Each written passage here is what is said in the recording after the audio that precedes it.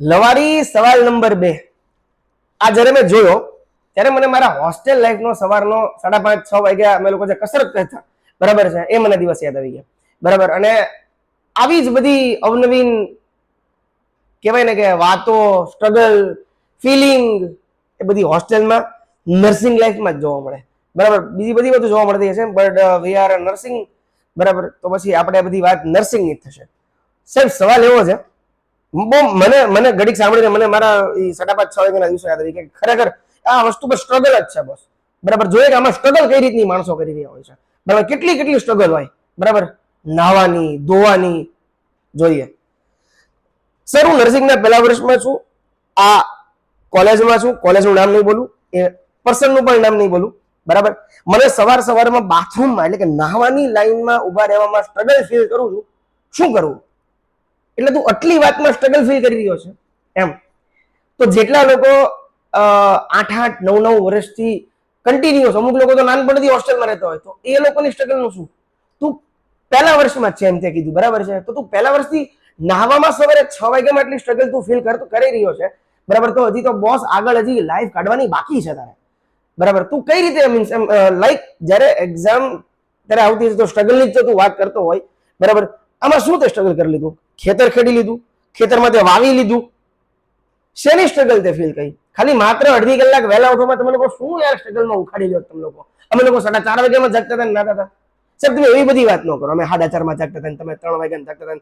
તમારા જે છે એ ભૂતપૂર્વજો જે છે એ આની લાઈટ નીચે ભણતા હતા. સાહેબ, ઓથેન્ટિક મને આન્સર આપો. તો ઓથેન્ટિક આન્સર આપું છું, પણ થોડુંક કોમેડી, થોડીક રસ્તો બને. બરાબર. સ્ટ્રગલ ફીલ કર્યું છે ભાઈ નાહવામાં, બરાબર, તો ધોવાનું શું થતું હશે ભાઈ તું? અને ખરેખર એ વાતમાં તો સ્ટ્રગલ તો છે જ.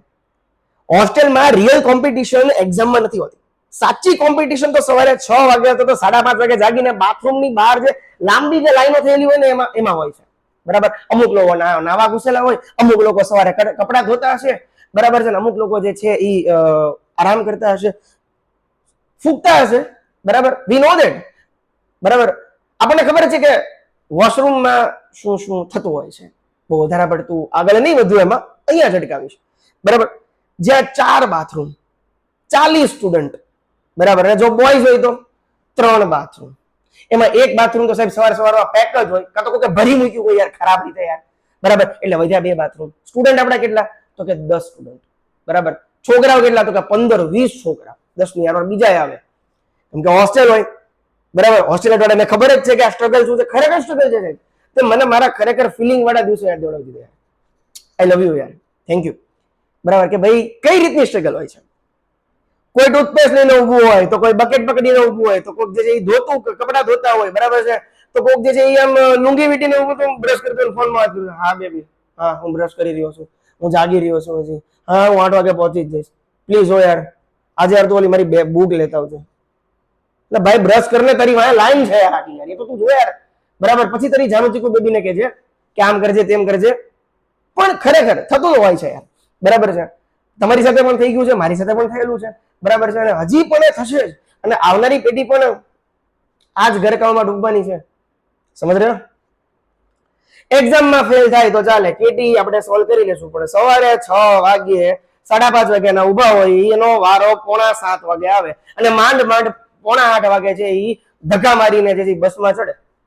કેમ કે ક્યાં પોસ્ટિંગમાં જવાનું મોડું થતું હોય. અને જે એમાં બહુ જે બિચારો જે લેટ કમર છે, બરાબર, કે જે લેટ જાગ્યો હોય, રાત્રે કોકની યાર બાંધીને સૂતો હોય, કાં તો જે ટોપર હોય 4 વાગે સુવે, બરાબર, 7:30 વાગે જાગે, મોબાઈલ ચાર્જમાં મૂકે, દીવાબત્તી કરશે, અમુક જે રિલીજીયસ હશે એ ફોલો કરશે, નમાઝ પડશે, કારવશે, બરાબર.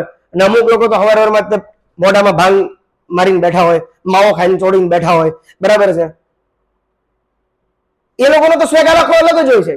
પેલા માવો ખાશે, પછી બ્રશ કરશે, પછી નાવા જશે, ને 8:30 થઈ જાય. ઘણા બધાને ઘણી બધી સ્ટ્રગલ હોય જ. અને તું કહી રહ્યો છે કે સાહેબ સવારે 6 વાગ્યામાં મને લાઈનમાં સ્ટ્રગલ થાય છે, તો સાહેબ આ એક સ્ટ્રગલ નથી, હજી લાઈફમાં ઘણી બધી સ્ટ્રગલ જે છે એ તારે જોવાની બાકી છે.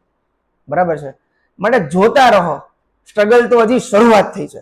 ઓરિજિનલ સ્ટ્રગલની શરૂઆત તો 2nd યર, 3rd યર, તો બીએસસી માં છે ને, તો 4th યર ઇન્ટર્નશિપ સૌથી મોટી સ્ટ્રગલ થીસીસ લખવામાં આવશે. બરાબર. ક્યાં હું કરવું, ક્યાં ભેગું કરવું એ જ નહીં સમજાય. તો શું કરીશ? સૌથી મેઇન સ્ટ્રગલ તો એ છે. બરાબર સાહેબ, આ વસ્તુમાં તો હું એક વસ્તુ તમને કહી દઉં છું. બરાબર કે ભાઈ આ આખો જે સવાલ છે ને સાહેબ, બરાબર, એ આપણા ટાઈમ મેનેજમેન્ટ ઉપર નક્કી કરે છે કે આપણી પાસે કેટલો ટાઈમ છે, કેટલો ટાઈમ વધેલો છે. હવે બી સિરિયસ. બરાબર કે આપણે કેટલા ટાઈમમાં કઈ વસ્તુ કરવાની છે. એઝ અ ફર્સ્ટ યર માં છો, મને આ સવાલ બહુ ગમ્યો એટલે તે મને પૂછી લીધો. બરાબર ને આનો એક બહુ ઓથેન્ટિક પ્રોપર તેને જવાબ આપું છું. બરાબર, તારો જાગવાનો ટાઈમ કેટલા વાગ્યાનો હશે? 5:30 પોણા 6 નો. બરાબર, કેમ કે તું 6 વાગે તે લખ્યું છે કે ભાઈ હું અહીં વોશરૂમમાં જે છે હું એન્ટ્રી થઈ જાય છે. ગુડ. હોસ્ટેલ લાઈફમાં સૌથી મોટો સ્ટ્રગલ ટાઈમ મેનેજમેન્ટનો છે. જો આપણી પાસે પૂરતો ટાઈમ હશે બધી જ વસ્તુનો, બરાબર છે, તો આપણી બધી વસ્તુ ટાઈમે થશે. રાત્રે બધું નક્કી કરીને સુઈ જવાનું કે ભાઈ બીજા દિવસે જે છે એ શું કરવાનું છે, ક્યારે કેટલા વાગે જાગવાનું છે, કેટલાક વાગે અલાર્મ વગાડવાનો છે, બરાબર, કેટલા વાગે બ્રશ કરવાનું છે, કેટલા વાગે જે છે એ આપણે વોશરૂમમાં એન્ટર થવાનું છે, કેટલા વાગે જે આપણે નાવા જવાનું છે, કેટલા વાગે જે છે આપણે જમવા જવાનું છે. એ બધી જ નાસ્તાનો ટાઈમ કેટલા વાગ્યાનો છે એ પણ મેનેજમેન્ટ કરવું પડે. એની પછી જો એક્ઝામ હોય, ટેસ્ટ હોય, બરાબર છે, તો પોણી કલાક એની પણ ફાળવવી જોઈએ. સી જેમ તમે લોકો આમાં સ્ટ્રગલની વાત કરો છો ને, તો મને આમાં સ્ટ્રગલ બહુ જાજી નથી બતાવી. માત્ર ને માત્ર 1 અથવા તો 0.1% જ મને સ્ટ્રગલ બતાવી રહી છે અત્યારે તો. બરાબર છે, કેમ કે સાહેબ તમે લોકો જે છે ભવિષ્યના નર્સિંગ સ્ટાફ છો, નર્સિંગ ઓફિસર છો, મેડિકલ નર્સિંગ ઓફિસર છો. બરાબર, માટે તમને આવી આ વાત શોભતી જ નથી. નર્સિંગ એથિક્સમાં જે છે એ તમે લોકો જેટલા લોકો ટાઈમ મેનેજમેન્ટ એક શીખી જાવ તમે લોકો. બરાબર કે પ્રોપર ટાઈમ મેનેજમેન્ટ સાથે આપણું કામ થવું જોઈએ. સવારે જાગવાનો ટાઈમ પણ ફિક્સ હોવો જોઈએ. 8 વાગે હોસ્પિટલ પહોંચવાનો ટાઈમ પણ આપણો ફિક્સ હોવો જોઈએ.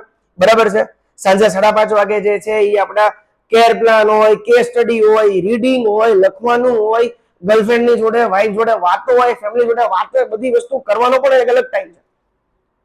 તો આ એક હરેક અલગ ટાઈમ મેનેજમેન્ટ કરતા કરતા કરતા આપણે એક પ્રોપર વેમાં આવી જશું.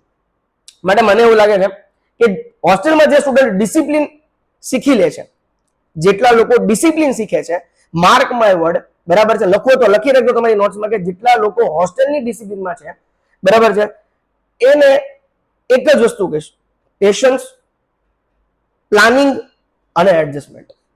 સાહેબ આ 3 વસ્તુ જે છે એ તમે લોકો લાઈફમાં શીખી ગયા ને એટલે સ્ટ્રગલ નહીં કરવું પડે તમારે.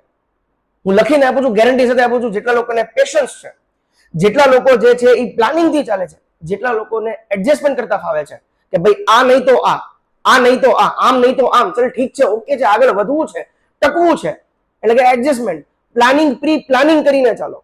આવતીકાલે એક્ઝામ છે, બરાબર, તો આજે તમે બધી વસ્તુ લખવા બેઠશો, આજે તમે બધી વસ્તુ વાંચવા બેઠશો. બરાબર, બીએમસી ની એક્ઝામ 5 તારીખે હતી, તો બધાના ફોન જે છે એ 4 તારીખે હતા. સાહેબ હજી કે બાકી રહી ગયું છે.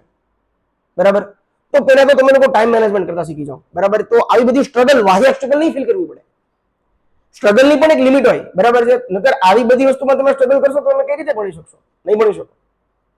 લખીને આપી દઉં છું. બરાબર, ને છેલ્લે પછી જિંદગી જે જંડ થઈ જાય, સમજો ને. ઘણા બધા લોકો કહે નર્સિંગમાં હું કરે કાંઈ નહીં, જિંદગી જિંદગી ખોટી વસ્તુ છે. પૂછો તમે જેટલા લોકો એર ફર્સ્ટ આવે છે, પૂછો તમે જેટલા લોકોને કે જે એર ફર્સ્ટ નથી છતાં પણ જે છે એ પ્રેમથી, ઇજ્જતથી નોકરી કરી રહ્યા છે, દિલથી નોકરી કરી રહ્યા છે. બરાબર, નર્સિંગ એ એક મેનેજમેન્ટ છે. બરાબર, એ એક આપણો વિલ પાવર છે. બરાબર, કે કઈ રીતે એક એવું પેશનેટ આખું ફિલ્ડ છે કે જેમાં તમારે બહુ શાંતિ રાખીને આગળ વધવું પડે છે. બરાબર, ત્યારે એવું વિચાર્યું છે કે પેરાસિટામોલ જે છે એ આપણે આપવાની હોય, જો કે આઈવી આઈએમ બંને આવે. આઈએમ ની જગ્યાએ આઈવી અપાઈ ગયું હોય તો શું થાય?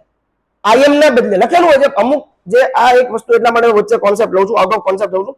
એટલે ઘણા બધા સ્ટુડન્ટ લોકો છે, ઘણા બધા નર્સિંગ સ્ટાફ લોકો જે છે, બરાબર, એ પેરાસિટામોલ 2 આવે છે, આઈએમ ઓર આઈવી અને ઓનલી ફોર આઈએમ. બરાબર, કે જેનું નામ છે બાયોવિયલ.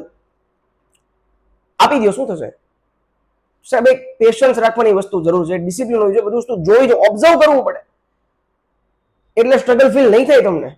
બરાબર, એક પ્રી પ્લાનિંગ કરવું પડે છે તમારે.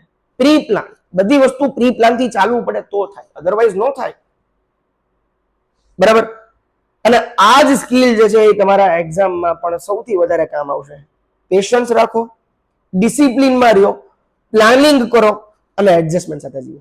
બરાબર છે, એટલા માટે સાહેબ હું એટલું છે કે સવારે જો તું 5:30 વાગે જાગતો તો 5:15 વાગે જાગી જા. બરાબર છે, અને 5:45 સુધીમાં અને 6 વાગ્યા સુધીમાં રેડી થઈ જા અને બાકીનું ભણવાનું પૂરું કર. બરાબર છે, કે જે એક્ઝામ હોય, જે ટેસ્ટ હોય એનું ડે બાય ડે નું વાંચતો જા. ફેમિલી વાળાને ફોન કરી દે, રિચ્યુઅલ્સ ફોલો કર, રિલિજિયસના જે પણ હોય, અને પ્રોપર પ્રી મેનેજમેન્ટ, બરાબર છે, એ શરૂ કર. પછી જો તારી લાઈફ બદલાશે. બરાબર. અને અહીંયા હું એટલા માટે બોલું છું કેમ કે મેં બધાને જોયેલા છે, મેં બધા લોકોને સફર કરેલા છે, બધી વસ્તુ મેં જોયેલી છે, એટલા માટે બોલું છું. અહીંયા બેઠીને કોઈ ડંફાસ નથી મારતો, જે છે એ પ્રોપર છે. Thank you very much.